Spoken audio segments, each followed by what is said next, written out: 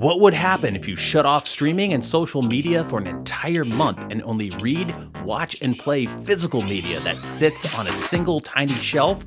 Let's find out. 8-bit joystick.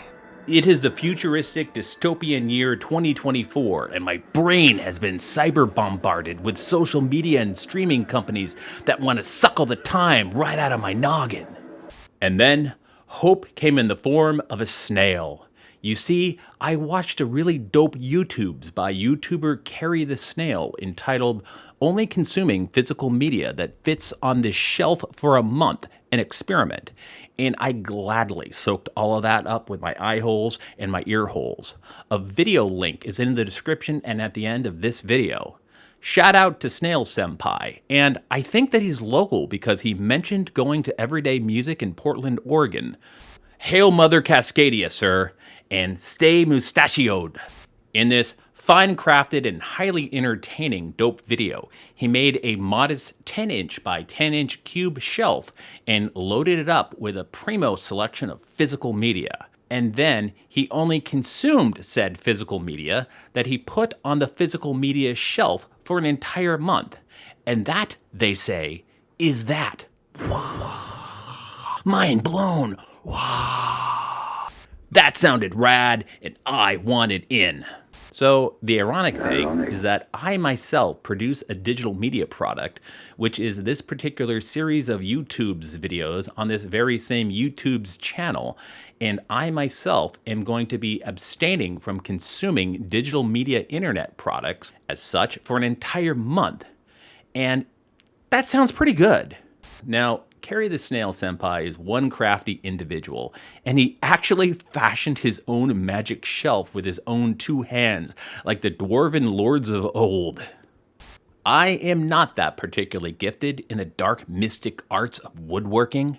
However, it came to my attention that my many Swedish-made furniture shelving solutions that I have purchased from IKEA have just slightly larger dimensions, 13 by 13 inches, as the physical media shelf of awesomeness that Cary the Snail Senpai forged in the fires of Mount St. Helens. Now, I am Gen X, and I never really left physical media. I actually own quite a bit of it, so I never truly went down the completely streaming rabbit hole. But don't get me wrong, I am currently a paid subscriber to 3 different streamers. I subscribe to Paramount Plus because I'm a lifelong Star Trek addict and they're promising to make more Star Treks. Yes, I deliberately said Star Treks. I also subscribe to YouTube Premium since I don't have a music service subscription and I dislike watching YouTube ads to the point that I will gladly pay $140 a year to never see them. Plus, there is ad-free music, and then you can also download videos to your phone and tablet. It's pretty cool. And then there's Disney Plus, because they used to have good shows, but now they don't really have enough good new shows to make it worth my money. And so I'm going to let my subscription lapse this December. Plus, they deleted the Willow TV show, and I can never forgive them for that. This challenge should be easy peasy for me, but it will be really interesting to see what it does with my thinking, attention, and big ol' brain. Will I develop vegan psychic powers like in Scott Pilgrim, or will I find inner peace? Will my inner eye open and be filled with the 10 Sephirot of the Kabbalah? Or will I be really, really, really bored? So for the month, I will continue to make the same videos that I want to make in my month of digital media abstinence. So I will be making and producing digital media for others, but I will not be consuming it for myself. I will also refrain from making the same joke about dealers not wanting to do their own stash. But if you look on my face, I already have a pretty fine stash of a different variety. So he did this in July of 2024, and I'm going to be doing this for the entire month of October 2024, which is perfect because I have been doom scrolling and binge watching anxiety inducing election coverage without being able to actually change or do anything about it. So I look forward to bleaching my eyeballs and not have to watch more political YouTubers talk about the upcoming mega election apocalypse. So I look forward to not bleaching my, ow, I hit myself in the eye. That's going in a blooper. So I gotta have some rules to keep myself honest. I customize what Snail Senpai did. Over the course of the month, I will read, watch, or play at least part of each piece of media on my shelf. No multi-carts, no EverDrives, no emulation devices with a ton of games. Everything has to fit neatly on the shelf, no jamming and cramming. But it's okay that my Miami Vice DVD set doesn't really fit, so I sort of have to slot it up there. So I will keep Facebook Messenger and Google Messages on my phone, and I will use it to chat with the actual human people that I actually know in person, but with the notifications disabled. Use a website blocker on my computers. Currently, I'm using Freedom 2. I will still make my YouTube videos and posts, but I will have to make them only from the media contained on the shelf, TM. So it's fine to go shopping for physical media at local retailers, but I will not order any online. But I can enjoy the physical media things that I have already ordered, but they haven't arrived in the mail yet. I might have some goodies coming up. I do! I'm still going to be operating the Facebook group CRT TV monitor listings of the Pacific Northwest, Washington, Idaho, and Oregon, but my time on Facebook is going to be restricted to just doing that and limited to only 15 minutes a day while drinking coffee and walking my cat. Yeah, I know. I still use Facebook. That means that I'm old. I get it. I'm not cool enough for TikTok, and God knows what else these kids do these days. So I will strive to enjoy each piece of media in the lowest tech way of doing so. This means I will be using original game hardware and CRT TVs when possible. But it's okay to use my video capture devices and my analog pocket while capturing gameplay footage for a video, but not for fun, damn it. Just for work. Fun work. About video games, but still, it's clearly work. I shouldn't drink carbonated things while doing this. It makes me burp. So one thing that I look forward to about this experiment is to deal with the choice paralysis problem. That is when we have access to almost too many choices, and so we have a hard time picking something or committing to one choice. So when I'm using a portable emulation device or an EverDrive, I tend to flip between games and not actually spend a lot of time with one particular game. So this challenge brings to mind the Trader Joe's effect. So if you go to a regular grocery store, they will have 50 kinds of pasta sauce and a plethora of brands. But if you go to Trader Joe's, they will only have 3 varieties of decent pasta sauce, and they're all store brand. So folks will actually buy more stuff when it's an easier choice. So I put together a meager but mighty selection of books, cassette tapes, DVDs, Blu-rays, and VHS tapes to exclusively enjoy for the entire month of October, and it fits swimmingly on my Colics IKEA shelf unit. Bask in all its glory. Look upon my works, ye mighty, and despair. Here's what I chose to put on my shelf. VHS, RoboCop 3. So I am well aware that this movie is not good, and I know it's a hot mess, and I've never actually seen it, but I'm curious about how bad it actually is. Macross, Flashback 2012. This is an official music video compilation of the awesome music that was in Super Dimensional Fortress Macross. It also has some original animation, and until very recently, it was never officially seen outside of Japan. Body Jack Volume 3, OVA anime. This is a raunchy anime that was never translated into English and only released on VHS to my knowledge. It's not necessarily super naughty, but it does contain risque humor and nudity, and things like this were a lot more titillating in the 1980s before the internet gave everyone access to digital naughtiness. DVDs. Dungeons & Dragons, the cartoon. This is a surprisingly well-made Saturday morning cartoon from the mid-80s, and I have never actually seen them from beginning to end. I've seen a couple episodes, but that's it. Dr. Slump, the movies. Akira Toriyama, the creator of Dragon Ball, originally made a comical and creative series called Dr. Slump, and it was turned into a series of short movies. Star Trek, best of the original series, on DVD.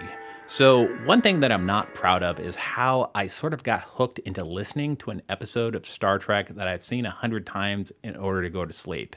Miami Vice, the complete series. So I found out that Miami Vice actually looks really freaking good because they shot it on film and it's not streamed anywhere because of the closely integration with original music from the 1980s, and it would cost too much to negotiate new streaming deals for all the different music companies. So I have it on DVD. Blu-rays. Mobile Suit Zeta Gundam Volume 1. I greatly enjoyed watching the original series, and I just loved every single minute of the 1 Year War. Perfect opportunity to check out Zeta Gundam, the sequel, made by the creators of the original series. I only wish that it had Char Aznavour. We have this Quattro Bagina fellow, but he's not Char. Sherlock Hound, the complete series. Some of the folks that went on to form Studio Ghibli initially worked on the Sherlock Hound anime series. It is a retelling of the short stories of Sherlock Holmes, but in a steampunk London. Oh, and everyone's a dog for reasons. Mobile Suit Gundam 0080 War in the Pocket OVA. Mobile Suit Gundam was initially created to sell toys. However, they were able to tell complex human stories about the horrors of war. So they continued that in this OVA series centered around a group of kids who get sucked into, guess what? The horrors of war. Kimagure Orange Road TV series Volume 1. This is a mid-1980s romantic comedy about three friends who are in a love triangle, but they torture themselves in wacky situations instead of just engaging in polyamory. Oh, and one of the kids has psychic powers, but it's not that important. Every single frame of this anime looks like a city pop album, and it just hits so good. The Rocky Horror Picture Show on Blu-ray. My media fast starts on October 1st and it ends on Halloween. I wanted to make sure that I had the Rocky Horror Picture Show on Blu-ray in my selection. Books. Cat Plus Gamer, Volumes 1 through 3. Now, I don't know if you noticed, but I have a cat, and I'm a gamer. So when I heard about this manga series about a gamer who adopts a cat, I'm sold right there and then. Just get me to sign on the dotted line. How to unfork your adulting. That's right, I said fork. Heads, you win. This is a book on writing newspaper and website headlines. Otherworldly Izakaya Nobu, Volume 1. This one is about a modern Japanese restaurant that opens up in a medieval fantasy land with dragons and stuff, and the fantasy characters enjoy some modern Japanese cuisine. Because why not? Sidur Sim Shalom, 1988. So I have been zooming into my old synagogue in my hometown on a regular basis because they have Zoom services every Friday night. Final Cut Pro User Guide 2024. I started making my YouTube channel in iMovie, but as soon as I tried the 90-day trial of Final Cut Pro, I just knew that I could never go back to iMovie. Another thing that I love about Final Cut Pro is that you can actually buy it. I think renting software is for chumps. Games! 16-bit Rhythm Land for Mega Drive. This is an independent rhythm action game for the 16-bit Sega Mega Drive. You might know it as the Genesis. The Legend of Zelda NES. I actually look forward to kicking back and playing through the original Legend of Zelda without any maps, guides, or the internet. The Clash at Demon Head for NES. It's more than just a fun Scott Pilgrim reference, it's actually a well-made and super wacky action game for the NES. Retrobit Joe and Mac Ultimate Cavemen Collection. This is a collection of 3 16-bit caveman ninja games, and it works both on the Super Nintendo and the Super Famicom, so on the shelf it goes. Hello Kitty World Famicom. Eventually, I need to make a video about how this game interacts with the history of HAL Laboratories, Atari, and Nintendo, and also Sanrio. But until then, on the shelf it goes. Bootleg of Wanpaku Koken no Gourmet World, also known as Panic Restaurant, for Nintendo Famicom. I have a vintage Famicom cartridge storage box that I got at Tapper's Games and Toys. By the way, Sega Master System and Genesis carts fit right in there. Govelius Valley of Doom for the Sega Master System. So I made a video called Legacy of Zelda about Legend of Zelda inspired games, and I don't know if this qualifies as one, but on the shelf it goes. Phantasy Star for Sega Master System. So I want to play a decent RPG on a CRT, so on the shelf it goes.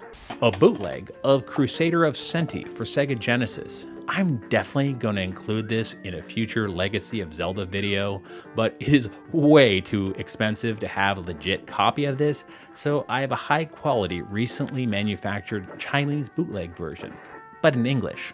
Beyond Oasis for Sega Genesis.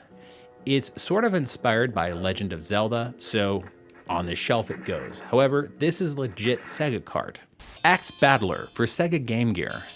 Sega took their hand at making a game that was sort of inspired by Legend of Zelda, so I'm keeping it in this small glass IKEA mug on the shelf. Sonic the Hedgehog for Game Gear. I want to make a video about how the original Sonic the Hedgehog games that were made for portable game systems tend to be pretty darn good, so on the shelf it goes. Sonic Pocket Adventure Neo Geo Pocket Color. Rather than porting an existing game, they actually made a really good original Sonic the Hedgehog game for the Neo Geo Pocket Color. Sonic Advance Game Boy Advance, the Japanese version. They also kept it going by making a really good 16-bit inspired Sonic the Hedgehog trilogy for the Game Boy Advance. Sonic Rush Nintendo DS. This one has custom label artwork drawn by Marcy Chan herself. Super Princess Peach Nintendo DS. I also want to do a series of good games for girls that came out on the Nintendo DS. Now, this one is a little questionable because of one of the major gameplay mechanics involves Princess Peach's power-ups being centered around her intense emotional states, but it's still fun. Mr. Donut Nintendo DS. So Mr. Donut is a donut chain in Japan, and they actually made their own licensed donut making game collection for the Nintendo DS, and it might be a good game for girls. Feel the Magic XYXX Nintendo DS. Sega also made a really creative, wacky collection of minigames about a guy and a girl falling in love that are assisted by these magical, wacky silhouette imps. Retro Atari Nintendo DS. This is a collection of classic Atari games that also includes an updated version. It's old enough to now technically be considered retro, so it's retro times 2. Retro Game Challenge for Nintendo DS. Now, this is a game series that was inspired by Game Center CX, the greatest TV show about retro games ever made. And it is charming about these kids playing Famicom games back in the 1980s. Space Invaders Extreme for the Nintendo DS. Space Invaders Extreme 2 for the Nintendo DS. Cassette Tapes. Now, I recently purchased my first cassette deck in almost 30 years. While a lot of people are nostalgic for vinyl records, I actually have a lot more fond memories about cassette tapes. And I got a cassette deck that can record MP3s from cassette tape, and it can also record cassette tapes from MP3s. I'm not cool enough to collect vinyl, but I might be nerdy enough to have cassette tapes. God, I wish I was cool enough to collect mini discs, but alas, I am not. Legend of Synthwave Deluxe Edition by Game Chops and Hillnut. Houses of the Holy by Led Zeppelin. Get Ready by 2 Unlimited. Y'all ready for this? Mudhoney by Mudhoney. Nevermind by Nirvana. And it's by a local Pacific Northwest band that you might not have heard of. The Ultimate Experience by Jimi Hendrix. Another local Seattle artist. Totally 80s by various artists. Their Greatest Hits, 1971 to 1975 by The Eagles. The Doors by The Doors. That's it, folks. That's all the media that I'm going to enjoy for an entire month. No social media, no streaming, and nothing else. So my goal with this challenge is to sample a bit of the pre-internet past. I am trying to go back to a time figuratively, not only by consuming retro media that I missed out on, but how we consumed it and enjoyed it. How will it be back when we didn't have so many digital distractions? Will the music sound better? Will the games be more fun? Will RoboCop 3 actually be watchable? That's what I'm looking forward to finding out, and I will make a follow-up video after a month or so with any insights, hot takes, or revelations that I will be graced with from this ordeal. Hey, thank you very much for watching this video, and it would really help out if you would subscribe to this channel and also hit that like button. Come on, I know you hit liking, subscribe buttons, and things like that. Tune in next week because the video will be, should Sega and Nintendo make real cartridges again? This is 8-Bit Joystick. Stay awesome. Play retro.